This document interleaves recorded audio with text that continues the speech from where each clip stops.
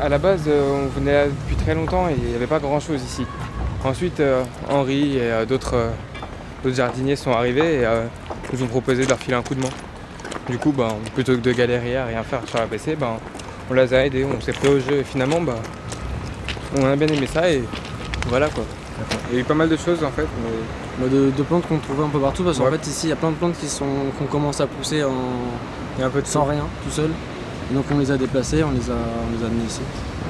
On a fait pousser de la pomme de terre là où il y a le poteau. Vous voyez là-bas, juste ici. Et sinon on a mis quelques fleurs et à l'entrée puisque c'est une des entrées pour arriver à la PC. Et donc voilà, la petite ceinture.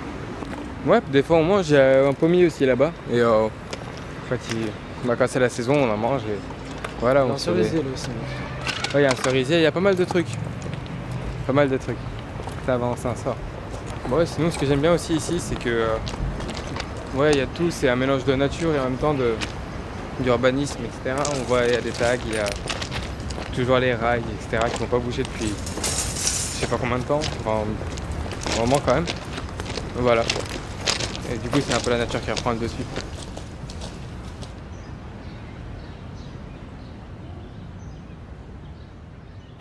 L'agriculture urbaine qui est apparue dans les années 70, c'est vraiment une réappropriation par les citoyens et les citoyennes, beaucoup de citoyennes, il faut le mentionner, où il n'y avait plus moyen de nourrir leur famille, donc ils se sont dit il faut faire quelque chose. Et ils se sont réappropriés des friches, ils se sont appropriés des endroits et ont commencé souvent sans faire de la demande, on parle de guérilla jardinière, de gardening, donc la réappropriation un peu sauvage sans demander aux autorités et pour faire de la production.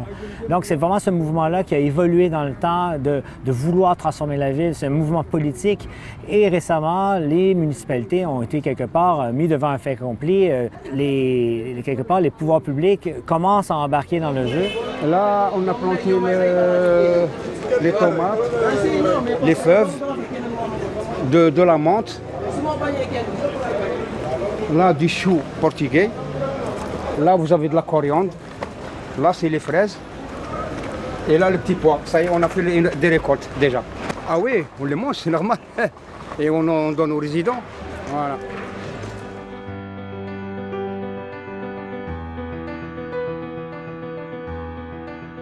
L'agriculture urbaine, c'est un phénomène qui est assez ancien, qui avait disparu. On avait repoussé quelque part avec l'industrialisation. L'agriculture urbaine, on l'a repoussé loin des villes. Et depuis les années 70, elle est revenue. En fin de compte, en 70, il y a eu une crise économique, un choc pétrolier. Donc, crise économique va avec problème pour nourrir sa famille, donc un retour de l'agriculture urbaine à Montréal, mais dans plusieurs grandes villes. Toute la question en Europe des jardins ouvriers qui avait été un peu oubliée après la Deuxième Guerre mondiale est revenue, c'est devenu les jardins familiaux, il y a une défense de ces jardins-là. Donc c'est vraiment cette question-là, l'agriculture urbaine, donc en ville, est vraiment reliée souvent aux crises économiques. Récemment, en 2008, crise économique aux États-Unis, il y a un retour incroyable de l'agriculture. Donc on voit qu'il y a vraiment un lien. Et dans ce lien-là, depuis quelques années, se rajoutent donc les questions économiques, mais se rajoutent les questions environnementales, donc de fait que les aliments arrivent de plus près, qu'on verdit la ville, qu'on se réapproprie cette ville-là, on gère mieux les déchets, enfin, les ressources qui sont les matières organiques, donc on arrête de les envoyer des considérés comme des déchets, donc on réutilise. Et l'agriculture urbaine rentre dans ce contexte-là, quelque part une nouvelle phase moderne de l'agriculture urbaine. Lorsqu'il y a jardin, lorsqu'il y a agriculture urbaine, c'est une sorte de silence dans la partition urbaine. Ça rompt avec la monotonie du tout béton.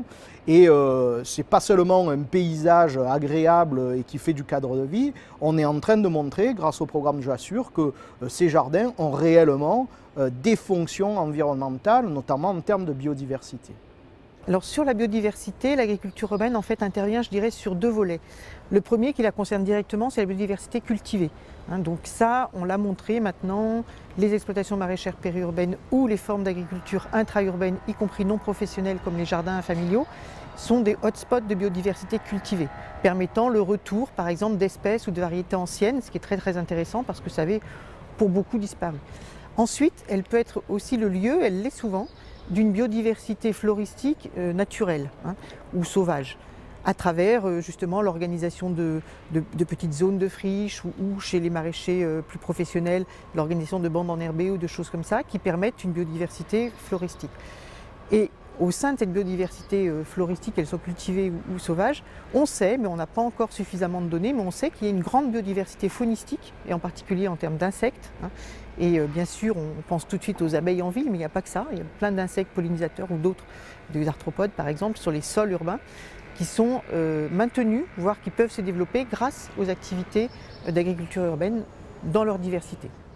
Le rôle de Nature Paris, c'est d'identifier, de recenser sur le territoire les différentes expériences dans ce domaine et aussi de faire les liens entre agriculture et biodiversité. Pour Nature Paris, il est important d'identifier l'impact que peut avoir l'agriculture urbaine sur la biodiversité et sur les services écosystémiques.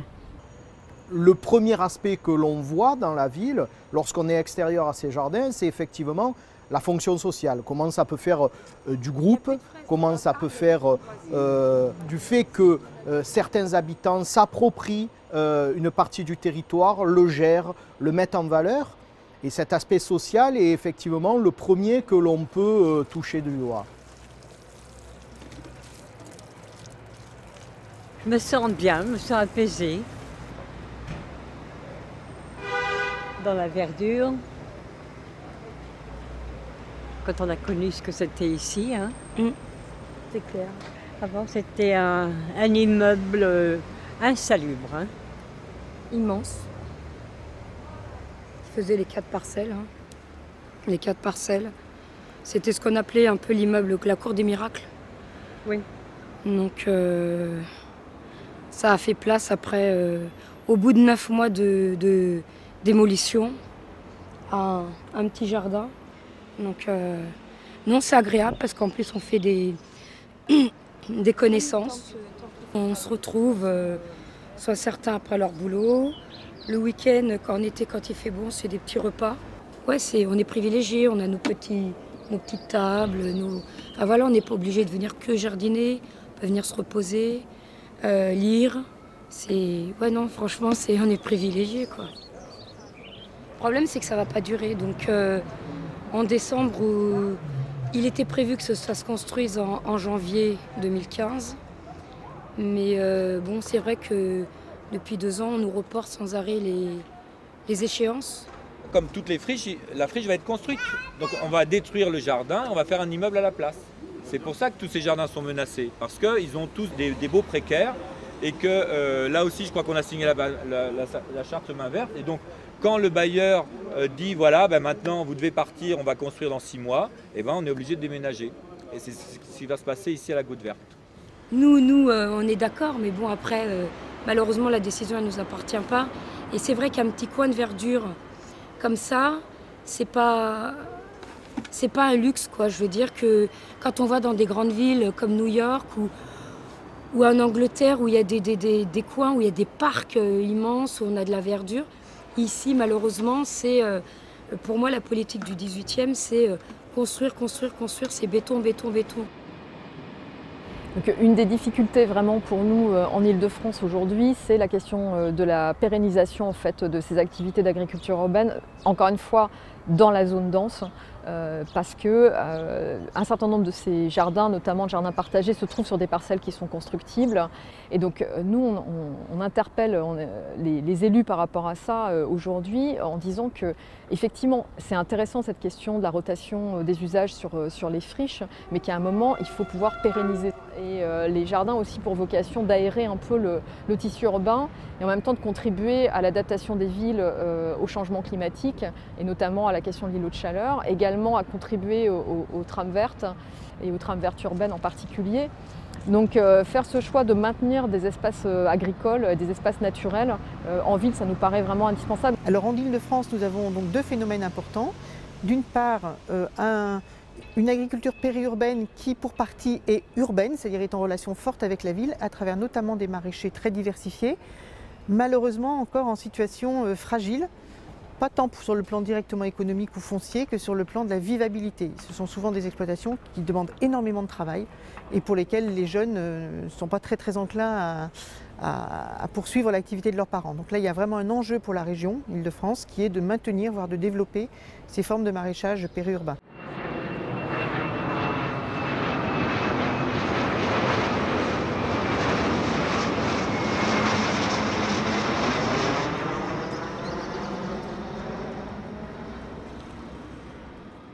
Donc ici on se trouve sur le plus vieux lotissement maraîcher d'Île-de-France, il date de 1885. Il y avait encore 60 familles de maraîchers en 1960. Aujourd'hui il n'y a plus que 2 maraîchers, dont vous voyez ici les parcelles. Aujourd'hui sur la ZAC il y a 10 hectares d'activité maraîchère, 4 hectares de l'autre côté de l'avenue. Mais évidemment comme on est à proximité du métro, on a un programme de densification qui s'inscrit dans tous les plans d'aménagement régionaux, communautaires, municipaux. Donc ces logements ils vont venir aux franges du site et malgré cet objectif d'intensification, on a gardé cet objectif de patrimonialisation, de respect de l'identité maraîchère. Ce respect de l'identité il passe par la préservation d'1 hectare de terres maraîchères dont on espère pouvoir faire une culture innovante, que ce soit par la permaculture, de l'agriculture maraîchère bio, et par aussi la construction, un peu plus au nord sur le site, d'un équipement à vocation patrimoniale et pédagogique, qui pourra s'adresser aux groupes scolaires environnants, qui pourra s'adresser aux jardiniers qui viendront cultiver, puisqu'il y a près de 3 hectares de jardins familiaux sur ce site, et qui pourra s'adresser à toutes les personnes environnantes. C'est arriver à concilier notre identité maraîchère et notre histoire du territoire avec des enjeux de densification et de construction de logements pour le parcours résidentiel des habitants de Plaine Commune et d'Île-de-France. Aujourd'hui on se rend compte qu'il y a un malaise, les urbains ne connaissent plus trop les agriculteurs et vice versa. C'est des mondes qui ne se parlent pas forcément. Et l'opportunité de l'agriculture urbaine, c'est justement de pouvoir refaire un trait d'union entre ces 2 univers. On ne parle peut-être pas d'une forme d'agriculture urbaine, mais peut-être de plusieurs formes d'agriculture urbaine, parce qu'on va avoir à la fois des projets qui vont être sociaux, extrêmement vertueux parce qu'on crée du lien social dans une communauté, on va avoir des formes de jardins partagés, des formes plutôt associatives où on va réapprendre ce que c'est que l'agriculture, mettre la main dans la terre, etc. Et puis il y a des formes plus professionnelles où le but là c'est plus de créer un emploi, de montrer qu'il y a possibilité sur la base de 1 hectare, peut-être 2 hectares, de créer un emploi permanent salarié. Parce que le cœur du sujet il est là en fait, c'est est-ce que sur la base de 2 hectares on peut faire vivre un agriculteur et lui donner un revenu. C'est vraiment ça le cœur du sujet. Ça c'est voilà, le point numéro 1 il est là.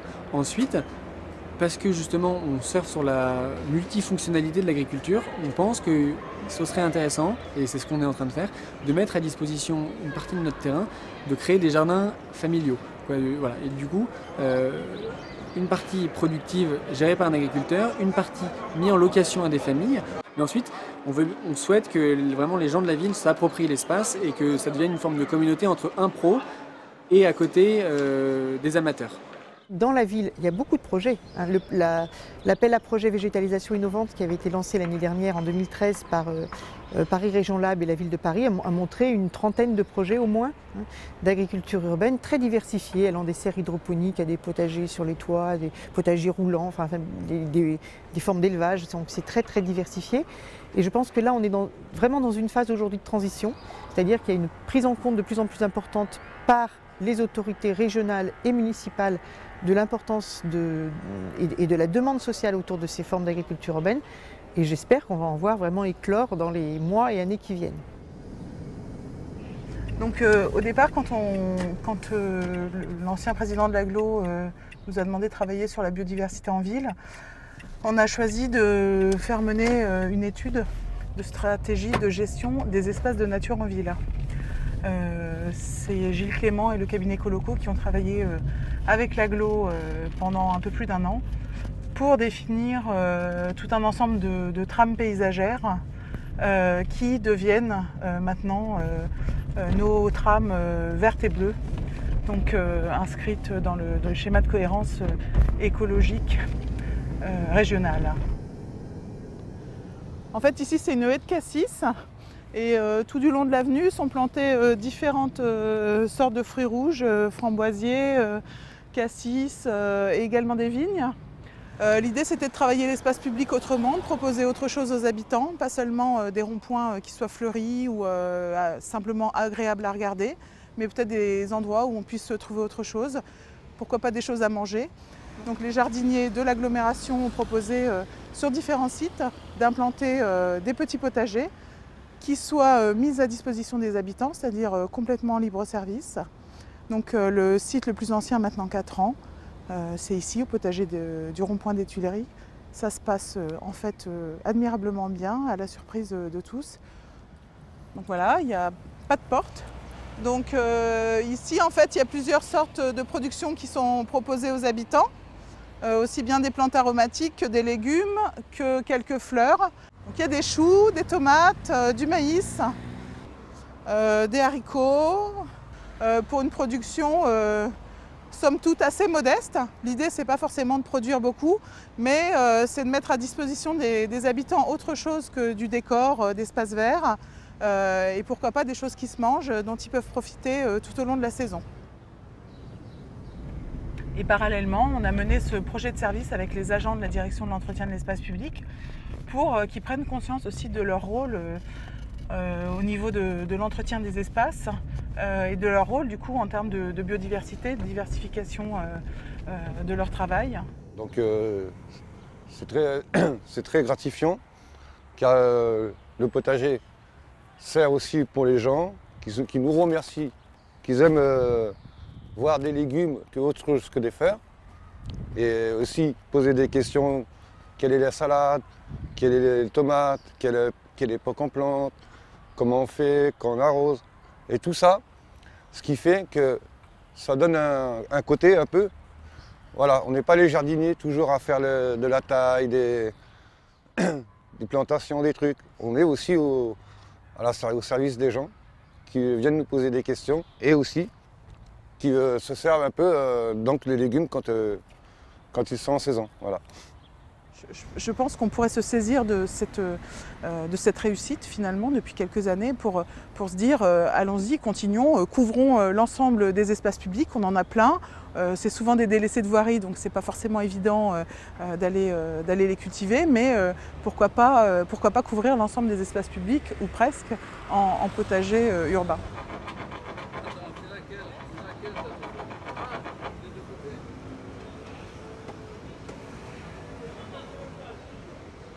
On va faire le tour du chantier de construction d'un jardin mobile qui est porté par l'association Verger Urbain et aussi en lien avec un jardin partagé qui va s'implanter au niveau de la halle Pajol. Donc l'idée ici c'est de faire une vingtaine de modules de jardinage qui portent sur des potagers pour l'installation de vergers. On va retrouver des arbres fruitiers, on va retrouver différents types de modules complémentaires centrés autour de la question de l'agriculture urbaine.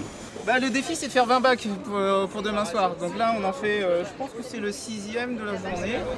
Celui-ci a priori ce sera un bac spécialement potager. On en a fait un cuisine mobile. Il y a l'établi pour la map ce soir. On a un arbre fruitier là-bas. On en a un qui sera aussi peut-être un arbre fruitier. Et puis ici, sauf erreur, c'est le compost. Donc, Verger Urbain, c'est une association qui a été créée il y a à peu près 2 ans, qui vise à introduire des arbres fruitiers dans la ville, et notamment sur l'espace public et sous toutes les formes possibles. Ça va des arbres fruitiers aux petits fruits, aux fraisiers, et le tout en s'adaptant à chaque fois à la configuration de chaque espace urbain. Et il y a une volonté de planter des fruitiers vraiment sur l'espace public pour avoir une ouverture, une interaction avec les habitants des quartiers et aussi l'idée de mener des chantiers participatifs voilà, avec les gens pour créer des espaces vraiment ouverts à tous. On cherche à travers les plantations fruitières, on cherche à aménager les villes, à impliquer les gens dans l'aménagement de leur environnement. Pour nous, l'arbre fruitier, c'est le meilleur outil qu'on a pu trouver, puisque voilà, il porte plusieurs fonctions. Hein, ce qu'on peut trouver dans l'intérêt de l'agriculture urbaine, c'est ça, c'est l'aspect multifonctionnalité. Et donc l'arbre fruitier, il a à la fois un intérêt esthétique et aussi un apport alimentaire, puisqu'il produit des fruits. Et il y a aussi un aspect pédagogique, quoi, avec l'idée de connecter les habitants, les citoyens avec la nature, avec le rythme des saisons. Ah, il y a un truc qui bouge là. Tu vois, regarde, juste au-dessus. Regarde, regarde dans la feuille. Juste au-dessus. C'est quoi? C'est le ver de terre. C'est le ver de terre. C'est moins intéressant. C'est bien 6, il y a bien des antennes. D'accord, donc c'est un colembole. Là, c'est du compost, donc c'est très riche. Et voilà, reprendre conscience en fait de ça, que c'est pas parce qu'on les voit pas qu'ils sont pas importants. Ah, il y en a plein, hein.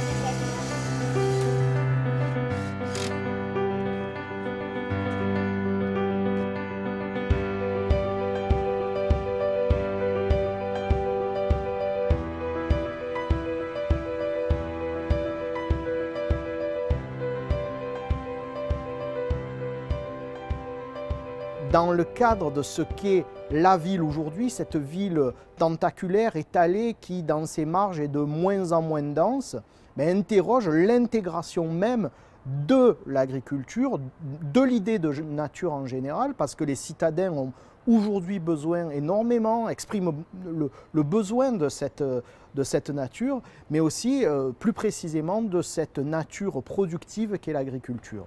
On peut se poser la question d'une ville vivrière, d'une ville nourricière, avec là encore une diversité de choix possibles. Mais la ville peut devenir comestible, elle peut le devenir sur un certain nombre d'espaces. Évidemment que la ville ne va pas assurer 100% de son autonomie alimentaire. Il faudra bien sûr qu'on continue, et c'est mon rôle aussi, à développer l'agriculture périurbaine et l'agriculture tout court sur le territoire de l'Île-de-France. Mais en tous les cas, je pense qu'il faut qu'on puisse identifier le plus possible les espaces où on permet de cultiver son jardin, comme disait Candide, de cultiver son potager dans la ville et de faire que ça ne soit pas quelque chose d'anecdotique.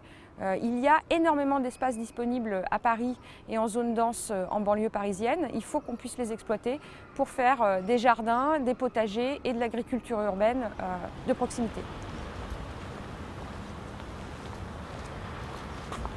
Donc là, ouais, on arrive sur la friche.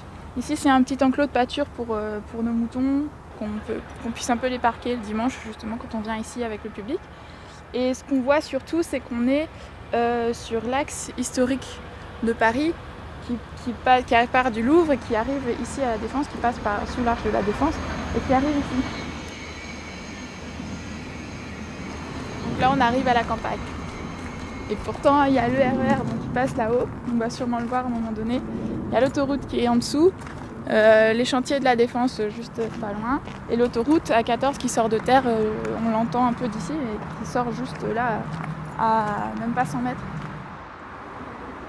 Donc, je dirais que l'agriculture urbaine en zone très dense, elle a une vocation de sensibilisation. Elle, bien sûr, elle joue quand même un rôle en termes de production, mais elle permet surtout de sensibiliser des urbains à cette question des circuits courts, de l'approvisionnement alimentaire des villes, de la question de la sécurité alimentaire. Et puis, bien sûr, aussi, elle a une vocation pédagogique, en ce sens que les urbains réapprennent les gestes de culture. Et aussi sont sensibilisés aux questions des choix de variétés, notamment à la qualité gustative de ce qu'ils consomment. Et je pense que de ce point de vue-là, ces fonctions qui ne sont pas des fonctions directement de production, sont des fonctions essentielles aussi de l'agriculture urbaine. Ici, donc on est sur le maraîcher. C'est la partie la plus ancienne qui est cultivée depuis le début. Voilà, où on essaye de cultiver un maximum de diversité de légumes. Donc jusqu'à présent, le projet, c'était de pouvoir amender la table d'hôte en légumes et en fruits. Simplement, en février, il y a eu des analyses de sol qui ont été faites suite à la convention que nous proposait l'EPADESA, une convention d'occupation, puisque jusqu'à présent, le lieu était occupé librement. Et donc là, l'EPADESA nous a proposé une convention, on a fait faire des analyses de sol suite à ça. Et il s'avère qu'ici c'est très pollué en métaux lourds. Et donc le projet, c'était un peu un coup dur pour le projet agricole, la ferme, pour la production. Mais en réfléchissant, on va essayer de transformer le projet en laboratoire. On va essayer de faire des analyses sur les productions et non pas sur les sols, parce que pour l'instant ce qui a été fait sur les sols, on sait que les sols sont pollués, mais ce qu'on connaît encore très mal, ce sont les transferts des polluants des sols aux légumes. Et donc ce qu'on aimerait pouvoir faire, c'est analyser les productions pour savoir si éventuellement il y a une production tout de même possible, même sur sol pollué.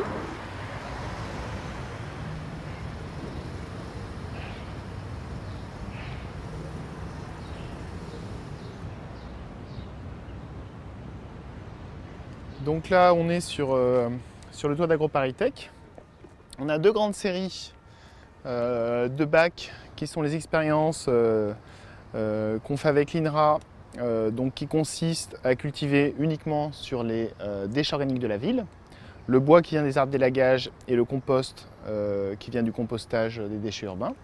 Ici, on a aussi testé toute la problématique de pollution sur les toits. Donc on a fait des analyses de tous les métaux lourds qui sont présents.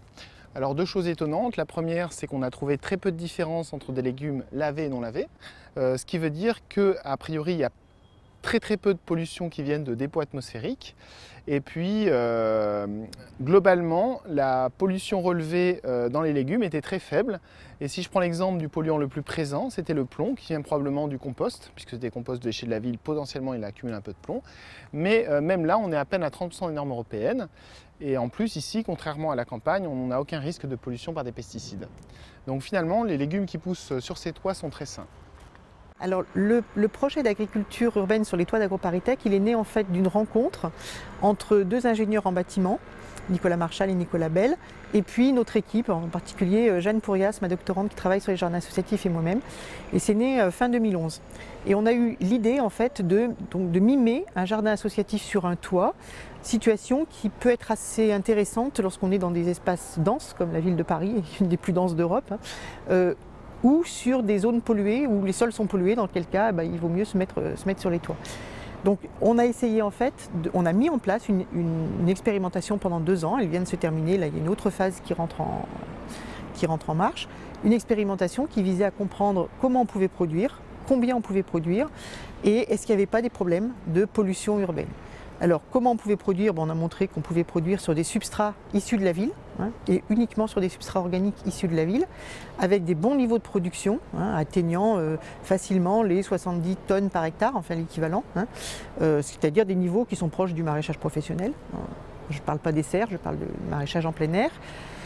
Et puis on a pu montrer, un petit peu à notre grande surprise d'ailleurs, que les produits qu'on obtenait sur ces toits avaient des teneurs en polluants, notamment métalliques, extrêmement faibles, beaucoup plus faibles que les normes européennes permettant leur commercialisation. Alors, nous on ne les commercialise pas, mais c'était quand même une bonne nouvelle de voir qu'en plein centre de Paris, dans le 5e arrondissement, on peut, en se mettant suffisamment en hauteur, en n'étant pas trop près quand même d'une voie à trop grande circulation, on pouvait produire de façon saine.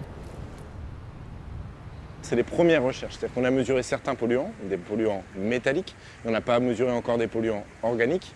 Et il y a également après d'autres enjeux de recherche qui sont par exemple regarder l'effet de la hauteur sur la dispersion des polluants, regarder l'effet de la proximité avec un axe routier sur la dispersion des polluants. Donc la question des polluants, on a montré que ce n'était pas forcément une barrière. Après c'est une question qui de toute façon, il faudra continuer à investiguer et à mesurer d'autres polluants sur d'autres sites, etc. C'est une des premières mesures, mais qui vont engendrer d'autres recherches. Donc je pense que moi, c'est utopique de chercher à nourrir 100% la ville avec le peu de surface dont on dispose pour cultiver. Ça me paraît une évidence. Par contre, je pense qu'on peut avoir vraiment une production significative et très intéressante pour tous les produits qui sont intéressants à consommer crus et tout frais. Je pense aux aromatiques, je pense aux mesclins, je pense aux tomates. Tous ces produits de saison, vraiment, on pourrait avoir une part significative qui est faite en ville Et ça pourrait apporter énormément, d'une part en termes gustatifs, en termes de qualité nutritive, et puis aussi en termes pédagogiques. Et on a tout l'avantage des activités liées autour du jardin. Et le fait, par exemple, de conquérir les toits pour faire du jardinage, ça permet d'être dans un endroit où on a de nouveau un véritable horizon et on vit la ville complètement différemment. Donc c'est vraiment un plaisir extraordinaire et c'est pour ça que je trouve ça extrêmement dommage que beaucoup de décideurs ou d'architectes placent des éléments techniques sur des toits comme des climatisations, des extractions d'air, etc. Et les toits sont souvent réservés à ça, alors que c'est un espace absolument formidable pour nous, mais aussi pour toute la biodiversité, puisqu'avec ces jardins potagers, on va accueillir des pollinisateurs, des abeilles, des guêpes solitaires, on va accueillir des oiseaux sauvages comme des mésanges qui trouvent pour se nourrir des pucerons, etc. Donc en plus, ils nous aident dans le jardin. Et je pense que c'est donc très important de développer ce genre d'initiative. Donc nous avons répondu en 2013 à cet appel à projet de végétalisation innovante sur le toit de la Générale. Il s'agit d'un toit d'une surface de 400 m² en pleine ville, sur un immeuble industriel. C'est un espace sur lequel on a souhaité intervenir avec des cultures hors sol et donc proposer des bacs et déployer en fait à travers 3 cycles, donc le cycle de l'eau, le cycle de l'air et le cycle de la terre, afin de pouvoir créer une relation entre ce qui se passait au niveau de la création culturelle et de la relation au quartier au niveau du sol et les cultures mises en place sur le toit. Il y a une confusion peut-être qui s'est placée à cet endroit-là et donc pour l'instant on n'a rien fait pousser à notre grand regret. Donc c'est là qu'on a gagné l'appel à projet sur ce toit de végétalisation innovante. Et c'est là où on ne peut pas le faire non plus pour l'instant. Pourtant, rien ne s'y oppose, comme on va le voir.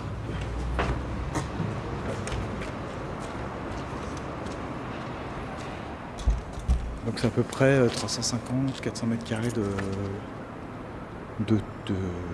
de terrasse, dont il faut encore vérifier la portance, mais on n'est pas trop inquiet du fait de la structure Eiffel de l'immeuble. Après, on est plutôt sur des cultures sur bac sur notre projet. Et voilà, c'est un endroit qui pourra vraiment être en relation avec le quartier, qui est la rue Parmentier juste en bas. Il y a un mur pour faire pousser plein de choses dessus, il y a tout l'espace qu'il faut. On nous oppose des arguments techniques comme l'accès au toit en fait, sauf que c'est par là où on est venu et je pense pas qu'on ait eu peur de franchir une marche. Enfin, pour un accès technique, je dirais, il est totalement suffisant. Donc on n'est pas d'accord sur l'argument, c'est tout. Ouais. Pour nous, il n'est pas recevable. Mais je pense que c'est faute aussi de définir un projet commun.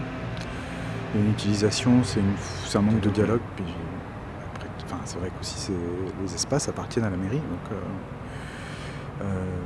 c'est tout à fait normal qu'elle impose ce qu'elle pense en faire. Après, nous, on veut ouvrir le dialogue et le débat sur ce point-là. Parce qu'on... Notre conscience nous guide autre part. Et puis notre connaissance de la ville et de la société nous donne envie plutôt de faire ce genre de projet. On trouve que c'est plus juste de faire des lieux de production, encore une fois, que des lieux de consommation, forcément. Les ateliers d'été, comme ils se tiennent actuellement à Paris, il y a aussi une école d'été à Montréal, c'est des lieux importants parce que les acteurs de l'agriculture se rencontrent, se forment, se font des réseaux. Il y a un partage aussi d'expériences qui ne peut que permettre d'aller plus loin, de comprendre et aussi de donner des outils aux différents acteurs pour pouvoir convaincre souvent les décideurs politiques d'inclure l'agriculture urbaine dans leur plan d'aménagement ou de favoriser d'une manière ou d'une autre, donne des trucs aussi pour réussir à ne pas faire les mêmes erreurs que d'autres ont fait, des erreurs qui peuvent avoir des impacts financiers, avoir des impacts humains derrière. Donc c'est vraiment pour l'instant un réseau francophone de partage d'expériences et c'est essentiel pour un réseau en santé de pouvoir se rencontrer, et partager et se former l'un l'autre et se donner les trucs du métier quelque part. Les ateliers d'été, c'est intéressant parce que moi, ça m'a permis de voir que en fait, le projet de laboratoire est vraiment dans l'air du temps. Enfin, c'est quelque chose qui n'existe pas encore. Ça m'a permis de voir qu'il y a d'autres projets qui sont confrontés aux mêmes problématiques, de rencontrer... puisqu'en fait, quand on est dans une association comme ça, on est un peu la tête dans le guidon, on travaille sur son projet, et puis on n'a pas le temps de voir les autres projets, ce qui se fait autour. Et pour ça, moi, j'ai trouvé ça très intéressant de voir, de rencontrer d'autres personnes, d'autres porteurs de projets. Ah non, l'agriculture urbaine n'est pas une utopie. On pourrait dire que l'agriculture urbaine est une utopie, mais une utopie réaliste. Comme disait un certain commandant, il disait « Soyons réalistes, demandons l'impossible ». Donc l'agriculture urbaine rentre vraiment dans cette question. Oui, c'est une utopie, mais une utopie que nous pouvons poursuivre et que nous pourrons aller vers. Nous, je ne pense pas que nous ne serons jamais amplement autosuffisants en tant que milieu urbain, mais nous pouvons faire énormément en se dirigeant vers cette utopie.